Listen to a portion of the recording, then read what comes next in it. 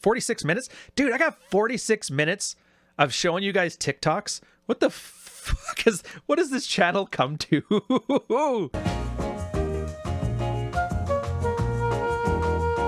What's going on, fellas? If you don't know, there's this app out there called TikTok. Every video that I find that's got like a really good red-pilled coffee video I could make from it, there is about 100 horrible TikToks.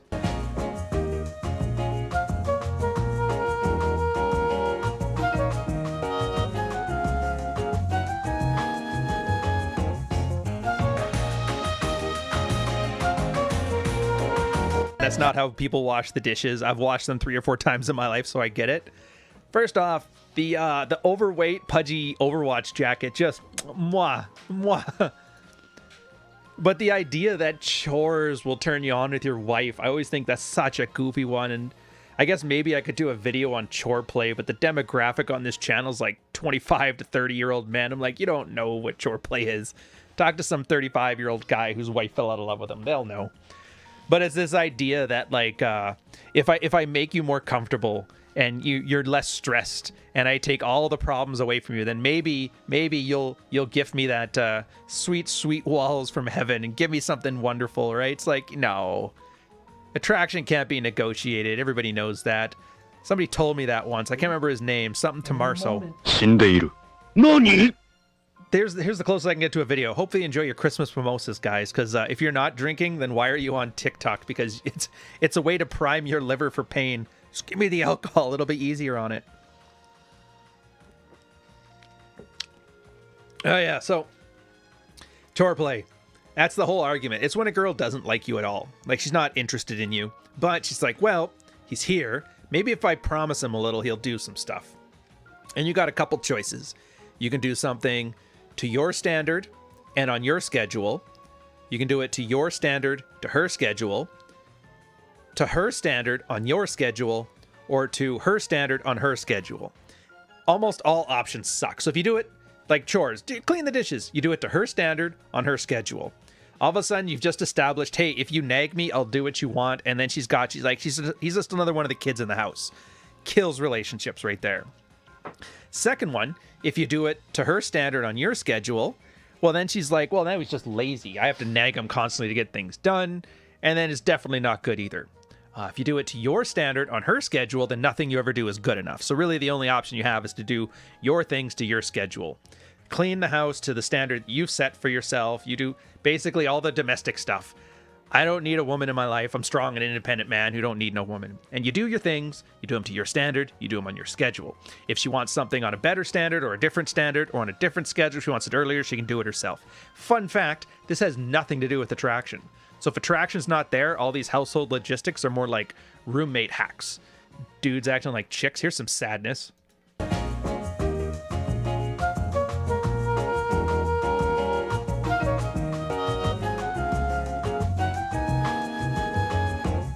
Afraid of a girl's emotions.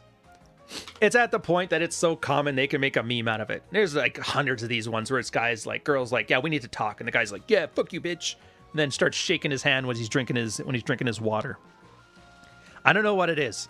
Guys are terrified of making their women angry or irritable or anything. And I'm going on a limb here. I'm gonna say some Freudian shit. I have a feeling it's because mom at home was the primary custodian because she left dad because she wasn't happy. And the problem is dad tends to rule with the rules. Do this, do that, or I'm going to spank you. Or do this, or you're in trouble. But it's always like you know where you stand. It's like there was this old thing about tiger moms. Remember those, the Asian tiger moms used to beat their kids, or the tiger dads? And dad was always like, if you don't get an A in school, I'm going to beat your ass. And then the kids were like, if they got a B, they'd come home and they get beat. But it was consistent. They knew it was coming. For some reason, when it comes to like corporal punishment for your kids, it's not about the pain or the violent part of it. It's the consistency. Like they need a consistent rule set in the world. Problem is with the girls, a lot of the moms, what they do is if they had a bad day at work, they take it out on their kid. You know, like, you know, when your girl's bitching at you sometimes, I don't know, maybe some of you guys were in bad relationships and this happens where your girl's maybe tired, she's cranky, she's had a hard day at work, she's been tiling all day and she's very irritable, and then nothing is good enough and everything's wrong, right? Picture you being a kid, and that's the person you respect most in the world, and she acts like that when she's had a bad day at work and she got a couple, White Claws into her.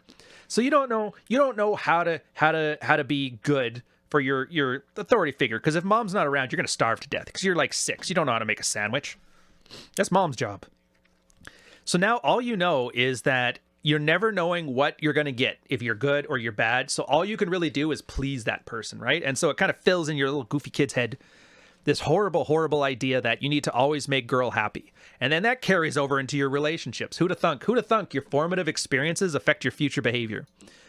And so now you have a bunch of guys who are afraid to stand up for their wives because the little 6-year-old kid in them is worried that mom came home, had 2 White Claws, and then, he was an asshole for the next 3 weeks. And that's how now it's funny. We can joke about it. Hey guys, scared of mom, am I right? Eh? Yeah. I don't know who told men it was okay to cry, but you're an asshole.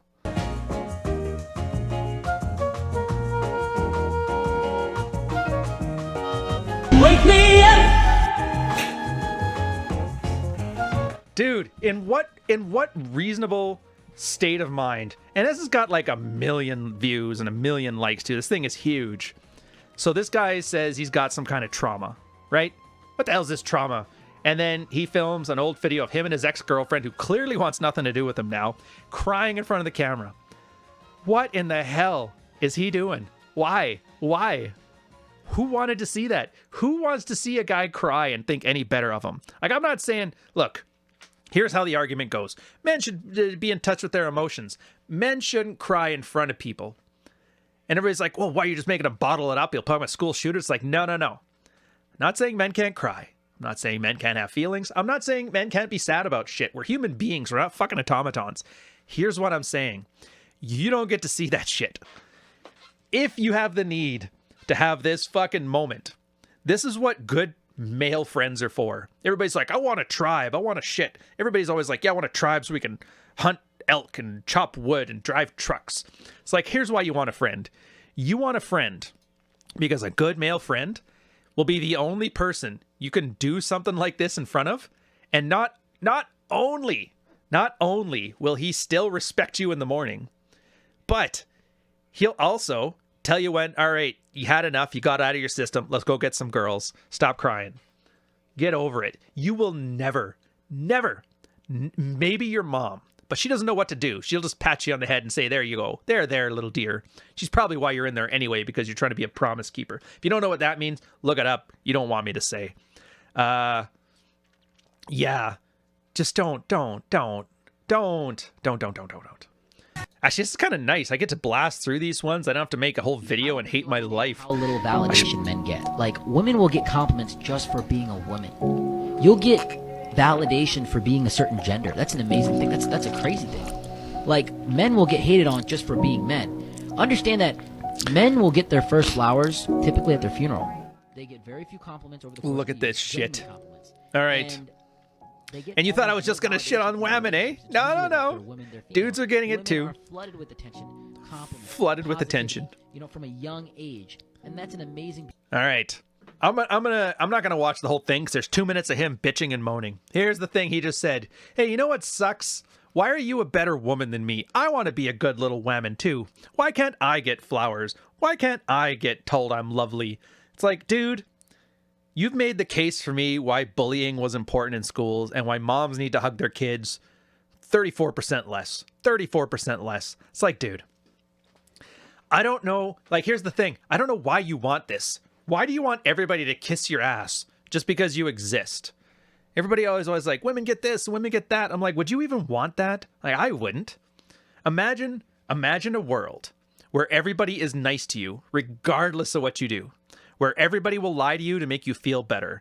That's a horrible, horrible way to be. I just want to sit on somebody's shoulder and cry on it. It's like, would you rather have somebody sit there and rub your head while you're crying? Or would you rather have when you're crying, somebody's like, all right, stop crying, let's fix your problem? I, for one, would love it. Yeah, it's a little bit miserable at times when some serious stuff happens, but I'll say this, at least your life is under your control. And every time I see one of these guys, you need to think the exact same thing. Like, dude, call your mom, tell her to stop hugging you. It's emotional. Oh, we've already saw that one. All right, so we're going to go feeling if this takes off, we'll probably do some more. Because what can I say? I'm a sucker. I'm a sucker for getting you guys to have a little bit of enjoyment and fun in a day. What can I say?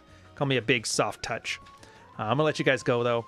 Thanks for the likes. Thanks for the views. I'll catch you guys on the next one. Cheers.